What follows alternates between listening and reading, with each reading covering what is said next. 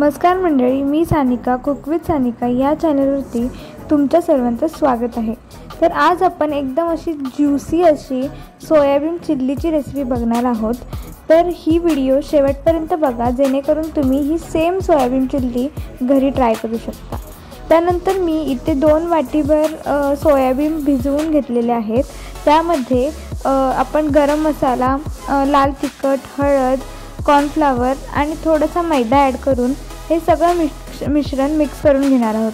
त्यानंतर तेलाला गरम करायला ठेवून त्याच्यामध्ये एक असा सोयाबीन सोडणार आहोत। त्यानंतर त्या सोयाबीनला हाय फ्लेमवरती इकडून तिकडून परतून थोडा वेळ शिजू द्यायचं आहे। त्यानंतर ते क्रिस्पी झाल्यानंतरच आपल्याला ते तेलामधून बाहेर काढून घ्यायचं आहे आणि ते तेल पूर्ण आपण नितळून घ्यायचं आहे आणि नंतर एकदम क्रिस्पी असे सोयाबीन रेडी होतात। नंतर हे सोयाबीन पूर्ण चिल्ली होईपर्यंत अशीच कुरकुरीत राहतात। त्यानंतर एका वाटीमध्ये शेजवान चटणी, सोया सॉस, नंतर टोमॅटो केचप, पाणी आणि थोडंसं कॉर्नफ्लॉवर ॲड करून थोडंसं म्हणजे 2 चमचाभर तरी कॉर्नफ्लॉवर ॲड करायचं आहे आणि त्यामध्ये पाणी ॲड करायचं आहे आणि हे एकदम असं घट्टसं मिश्रण रेडी करून घ्यायचं आहे। त्यानंतर हे सगळं पूर्ण प्रॉपरली मिक्स करून घ्या। नंतर एका कढईमध्ये पुन्हा तेल टाका। त्यामध्ये लसूण, बारीक चिरलेली मिरची, कांदा आणि भोपळी मिरची हे सगळे बारीक चिरून टाकायचे आहेत आणि कांद्याची साईज तुमच्यावर डिपेंड आहे, तुम्ही कशी कापाल त्यावर।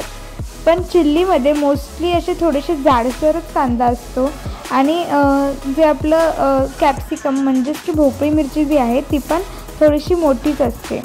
त्यानंतर हे सगळं मिक्स झाल्यानंतर पूर्ण तेलामध्ये चांगलं भाजून घ्यायचं जेणेकरून जो लसूणचा टेस्ट आहे तो पूर्ण त्या भाज्यांमध्ये चांगला उतरेल।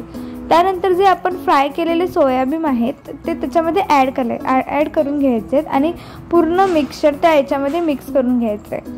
नंतर हे सगळीकडे मिक्स झाल्यानंतरच आपल्याला त्याच्यामध्ये जे आपण सिरप म्हणजे जे सॉस वगैरे ॲड करून जे मिक्सचर बनवलं होतं ते त्याच्यामध्ये आपल्याला हळूहळू करून ॲड करायचं आहे जेणेकरून जो कॉर्नफ्लॉवर त्याच्यामध्ये ॲड केलेला आहे तो पूर्णपणे लवकर घट्ट होणार नाही आणि ते प्रॉपरली सगळीकडे मिक्स होईल। त्यानंतर हे सगळं मिक्स करून घ्यायचं। जर तुम्हाला याच्यापेक्षाही चिल्ली पातळ पाहिजे असेल तर तुम्ही त्याच्यामध्ये थोडंसं पाणी ॲड करू शकता जेणेकरून अजून थोडीशी ग्रेव्ही तुम्हाला भेटू शकते। त्यानंतर हे सगळं प्रॉपरली मिक्स करून घ्या जोपर्यंत पूर्ण प्रॉपर सोयाबीनला सगळीकडे ते मसाला जो आहे तो लागत नाही तोपर्यंत आणि अशी प्रॉपरली चिल्ली रेडी होते।